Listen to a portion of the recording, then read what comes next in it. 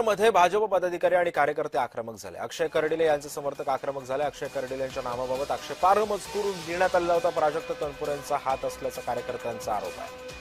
अक्षय कर्डिले हे अहिल्यानगर भाजप युवा मोर्चाचे जिल्हाध्यक्ष।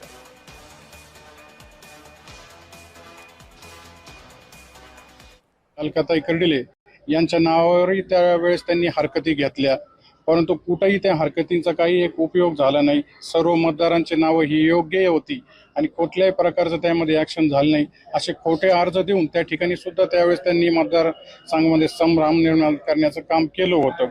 आणि आज सुद्धा या जो नंबर व्हॉइस कॉल आलेला आहे त्याचा त्या ठिकाणी आम्ही SP साहेबांना, घारगे साहेबांना निवेदन दिलं आणि जो कोणी या षडयंत्रामध्ये सहभागी आहे याचा आपण छडा लावावा आणि लवकरच त्या ठिकाणी उघडकीस करावं असं आमचं मागणी आहे। ज्यांनी कोणी हे कृत्य केलं असेल त्याचा मी कठोर शब्दामध्ये निषेध करतो आणि याचा पोलिसांनी देखील तात्काळ तपास लावावा आणि त्याच्यावरती कठोरातली कठोर कारवाई अशी करावी।